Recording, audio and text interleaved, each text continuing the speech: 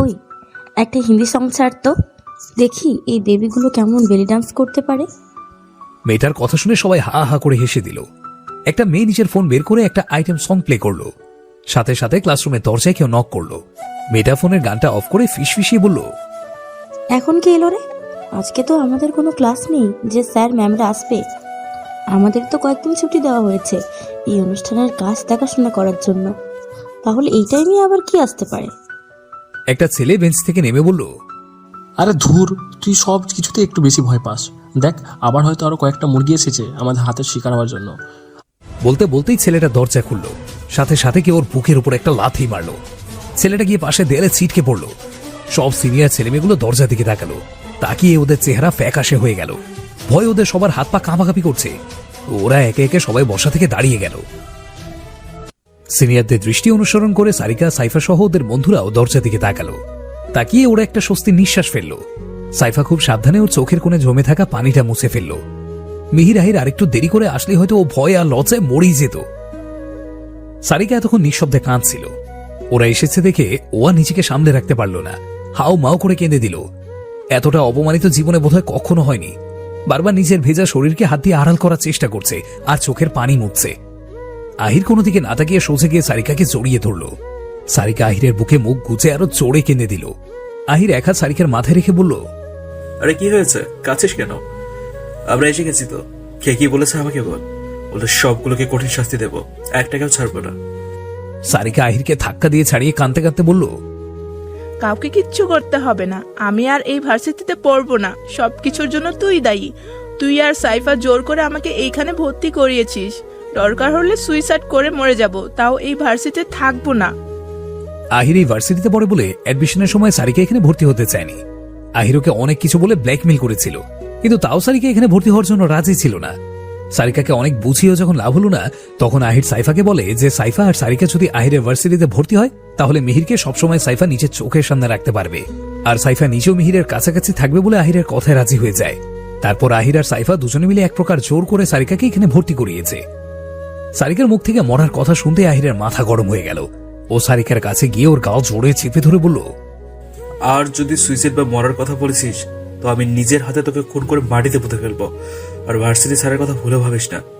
একবার যখন এখানে এনে ভর্তি করিয়েছি তো এত তাড়াতাড়ি এখান থেকে যেতে দিচ্ছি না। Got it? বলেই আহির সারিকার গাল ছেড়ে দিল। তারপর নিজের গা থেকে জ্যাকেটটা খুলে সারিকার গায়ে পরিয়ে দিল। সিনিয়র ছেলেমেয়েগুলো এতক্ষণ শুধু ভয় পাচ্ছিল, কিন্তু সারিকার আর আহিরের কথা শুনে ভয়ের সাথে অবাকও হয়েছে। কারণ ভার্সিটি শুধুমাত্র হাতে গোনা কয়েকজন ছাড়া আর কেউই জানে না সারিকা আর সাইফা সম্পর্কে মেঘ, আহির এবং মিহিরের কাজিন হয়। সিনিয়র ছেলেমেয়েগুলো শুধু মনে মনে একটা কথাই ভাবছে, আহিরের সাথে সারিকার কি সম্পর্ক? আহির আর সারিকা কি আগে থেকে একে অপরের পরিচিত? যদি ওরা আগে থেকে একে অপরের পরিচিত হয় তাহলে আজকে আহির আর মিহির ওদের সবার কি অবস্থা করবে সেটা ভেবেই ওরা আঁতকে উঠছে। মিহি নিজের গায়ের জ্যাকেটটা খুলে সাইফার মুখের উপরে ছুঁড়ে মারল। সাইফা বিড়বিড় করে বলল, হার্টলেস ছেলে একটা, ওর জন্য এত কষ্ট করে এই ভার্সিটিতে ভর্তি হলাম, আজকে এদের কাছে অপমানিত হলাম, আর উনি আমার উপর জ্যাকেট ছুঁড়ে মারছেন কেন রে ভাই? আহির ভাইয়ার মতো এসে যদি একটু জড়িয়ে ধরতি, আর না হলে অন্তত নিজের গায়ের জ্যাকেটটা সুন্দর করে আমাকে পরিয়ে দিতি, তাহলে কি কোনো মহাভারত অশুদ্ধটা হয়ে যেত? মিহি নিজের হাত থেকে ঘড়িটা খুলে ওর এক বন্ধুর হাতে দিল। তারপর একটা অ্যাংরি লুক নিয়ে ছেলেমেয়েগুলোর সামনে এগিয়ে গিয়ে বলল, 2 বছর আগের একটা কাহিনী তোদের মনে আছে? তখন তোরা মনে হয় অনার্স সেকেন্ডারি পড়তি। ভার্সিটির কয়েকটা ছেলে মিলে ফার্স্ট ইয়ারে একটা মেয়েকে ভার্সিটির পেছনে নিয়ে গিয়ে র্যাকিং এর নামে গায়ে হাত দিয়েছিল। আর ঠিক ওই ঘটনা 6 ঘন্টা পর ওই ছেলেগুলোকে পাশের একটা জঙ্গল থেকে রক্তাক্ত অবস্থায় উদ্ধার করা হয়েছিল। পেছন থেকে আহির ওর এক বন্ধুর হাত থেকে একটা হকি স্টিক হাতে নিয়ে ঘোরাতে ঘোরাতে ছেলেগুলোর সামনে এসে দাঁড়িয়ে বলল, শুধু কি তাই, ওদের হসপিটালে ভর্তি করার পর ডক্টর বলেছিলেন ওদের হাত পায়ের হাড্ডি একদম গুঁড়ো করে দেওয়া হয়েছে, রড দিয়ে মাথার পিছনে মেরে একদম থেতলে দেওয়া হয়েছে। জীবন আর হাঁটতে পারবে কিনা সন্দেহ আছে। আর জানিস, ডক্টরের কথা সত্যি হয়েছে, ওরা এখনো ঠিকঠাক মতো দাঁড়াতেই পারে না। মিহির গিয়ে আহিরের এক কাঁধের উপরে নিজের হাত রেখে শয়তানি একটা হাসি দিয়ে আহিরকে উদ্দেশ্য করে বলল, বাড়ি আমরা ওদেরকে এসব কেন বলছি বলতো? সেদিন ওই ছেলেগুলোকে ভার্সিটির মাঠ থেকে যখন টানতে টানতে নিয়ে যাচ্ছিলাম, তখন এরাও তো ওই ভার্সিটি উপস্থিত ছিল, তাই না? শুধু এরা কেন, টিচার্সরাও উপস্থিত ছিল, কিন্তু সবাই তাকিয়ে তাকিয়ে দেখা ছাড়া আর কিচ্ছু করতে পারিনি।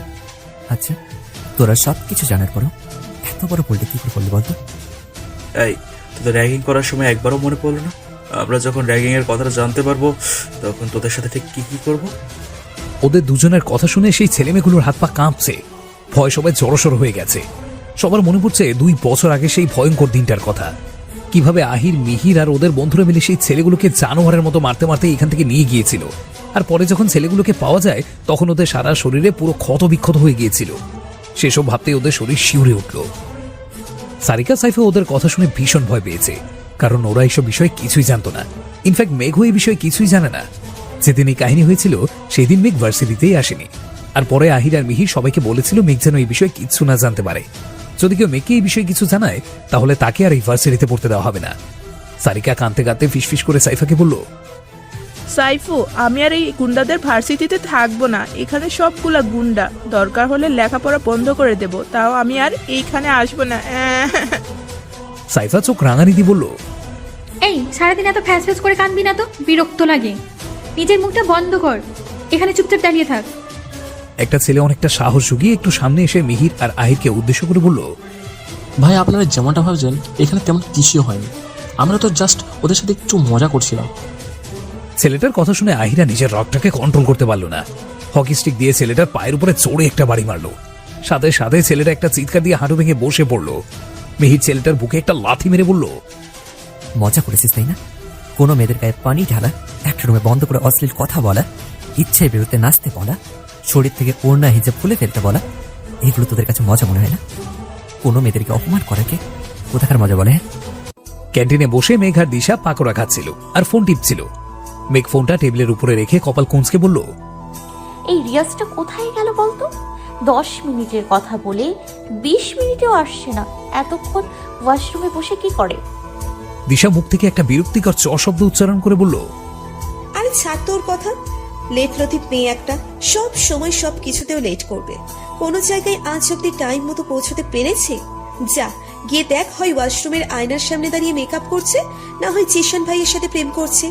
আর এই জিশান ভাইয়াটাও বা কেমন, সারা দিন বাসায় বসে রিজার সাথে গুজুর গুজুর ফুসুর ফুসুর করে, তাও মন ভরে না। ভার্সিটিতে এসেও এরা পড়ালেখা বাদ দিয়ে প্রেম করে। আমি বুঝি না সারাদিন এরা এত কি কথা বলে। জিসান হচ্ছে দিশার খালাতো ভাই। মেঘ হাসতে হাসতে বলল, তোর মতো সিঙ্গেল বাচ্চারা এসব বুঝবেও না।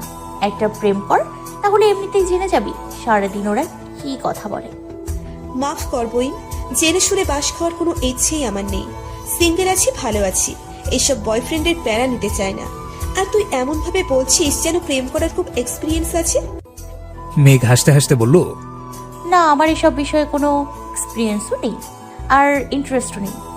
আমি সবসময় করলা ভাজি আর বয়ফ্রেন্ড দুটোর থেকেই সোশ্যাল ডিস্টেন্স বজায় রাখি।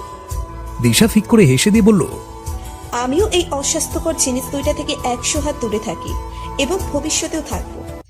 ওদের কথার মাঝেই কোথা থেকে রিজা দৌড়ে এসে হাঁপাতে হাঁপাতে বলল, গাইস প্লিজ তাড়াতাড়ি চল।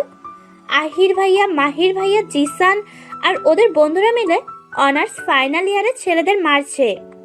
মেঘ আর দিশা বসা থেকে দাঁড়িয়ে একসাথে বলল, হোয়াট? দিশা চিন্তিত ভঙ্গিতে জিজ্ঞাসা করলো, কিন্তু কেন? আমি কিচ্ছু জানি না। করিডোর দিয়ে এখানে তোদের কাছে আসছিলাম, তখন দেখি ওরা কয়েকজন মিলে অনার্স ফাইনাল ইয়ারের কয়েকটা ছেলেকে মারছে। কেন মারছে আমি জানি না।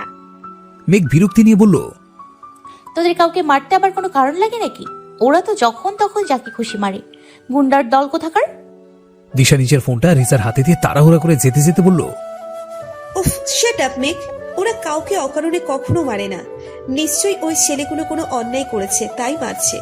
আর আমরা সবাই জানি অনার্স ফাইনাল ইয়ারের কয়েকটা ছেলে আছে যারা মাত্রা অতিরিক্ত অসভ্য। ভাইয়ারা ওদের মারছে, তার মানে নিশ্চয়ই কোনো কারণ আছে। এবার ফালতু কথা না বলে তাড়াতাড়ি চল, ওদের থামাতে হবে। মেঘ, দিশা, রিজা এসে দেখে মিহিরা ছেলেগুলোকে মারতে মারতে প্রায় আধমরা বানিয়ে ফেলেছে। সব স্টুডেন্ট টিচার্সরা দাঁড়িয়ে দাঁড়িয়ে মারামারি দেখছে, কেউ এসে মিহিরদের থামানোর চেষ্টা করছে না। মেঘ, দিশা গিয়ে কোনোভাবে মিহির আর আহিরকে জাপটে ধরে মারামারি থামানোর চেষ্টা করছে। মেঘ আহিরকে ধরে টানছে আর দিশা মিহিরকে ধরে টানছে, কিন্তু ওদের শক্তির সাথে ওরা পেরে উঠছে না। রিজা ভয়ে জড়সড় হয়ে দাঁড়িয়ে আছে। মারামারি থামানো তো দূরের কথা, মারামারি দেখলেই ওর আত্মারাম খাঁচা ছাড়া হয়ে যায়। মেঘ আহিরকে টানতে টানতে বলল, আরে আমার রাক্ষস ভাইটা থাম প্লিজ, এবার ওদের ছেড়ে দে। বেচারা মরে যাবে তো। দেখ, ওরা মরে গেলে ওদের ভবিষ্যৎ বউরা বিধবা হয়ে যাবে। কে শোনে কার কথা? মেঘ শক্ত করে ধরিয়ে আছে। মেঘের কথা শুনে দিশার ইচ্ছে করছে মেঘকে পানিতে চুবিয়ে দিতে। এরকম সিরিয়াস একটা মুহূর্তে কিসব আজাইরা কথা বলছে। হঠাৎ ভার্সিটির গেট দিয়ে দ্রুত বেগে একটা কালো রঙের গাড়ি ভেতরে ঢুকলো। গাড়িটা থামতেই ওটার মধ্য থেকে অভি, হিয়ান আর আহান বেরিয়ে এলো। ওরা তিনজনই দৌড়ে মিহিরদের কাছে আসলো। আহান গিয়ে একটানে মেঘকে আহিরের থেকে ছাড়িয়ে আনলো। তারপর দিশারও হাত ধরে টান দিয়ে মিহিরের থেকে ছাড়িয়ে আনলো। আহির আর মিহির আহানদের দেখতেই মারামারি থামিয়ে ফেললো। ওদের থামতে দেখে ওদের বন্ধুরাও থেমে গেল। আহান দিশার মেঘকে ধমক দিয়ে বলল, তোমাদের দুইজনের মাথায় কি গোবর ভরা? হ্যাঁ, এইভাবে কেউ মারামারি থামাতে যায়? যদি লেগে যেত তখন কি হতো? কমন সেন্স নেই তোমাদের।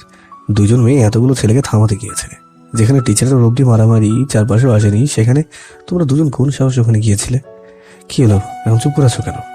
আমি আহানের ধমকে দিশার মেঘ কেঁপে উঠল। অভি ওদের কাছে এসে তীক্ষ্ণ কণ্ঠে বলল, ওদের এইসব বলে লাভ নেই, ওরা এইভাবে বুঝবে না। দুইটাকে দুইটা চারটা করে ঠাটিয়ে কানে নিচে দে, তাহলে যদি ওদের আক্কেল দাঁত ওঠে। ইডিয়েটস কোথাকার। মেঘ মাথা নিচু করে আছে। দিশা বিড়বিড় করে বলল, বেটা উজবুক, তোকে যদি আমি 2টা কানের কুড়ায় দিই, তুই 3 দিন ননস্টপ ফ্যানের মতো ঘুরবি। অভি ধমক দিয়ে বলল, এই মেয়ে বিড়বিড় করে কি বলছো? যা বলার জোরে বলো। দিশার আগি চোখে তাকিয়ে মনে মনে বলল, তোর মাথা। जदों मेरे शहर नू जांदे देखा गैर नू जांदी आसी मेरी भी सदावा बैठा किन्नी दूर मैं होके मजबूर मैं रब्बा तेरी किद्दा दी सजावा एक सुन ले आवाज एक पूरी कर दे मेरी आस एक मन जारदास অথো না মুরকে অথো না মুরকে অথো না মুরকে বুলাই ਜਦੋਂ ਅੰਬਰਾ ਵਰਸਿਆ ਪਾਣੀ ਮਿੱਟੀ ਦੀ ਖੁਸ਼ਬੂ ਮਿੱਟੀ ਦੀ ਖੁਸ਼ਬੂ ਮਿੱਟੀ ਦੀ ਖੁਸ਼ਬੂ ਆਈ चलिए चल मुड़िए सजना चल मुड़िए बंदिया चल मुड़िए उसरा जिते बसदी जिते बसदी जिते बसदी खुदाई जदों अंबरा बरसिया पानी मिट्टी दी खुशबू मिट्टी दी खुशबू मिट्टी दी खुशबू आई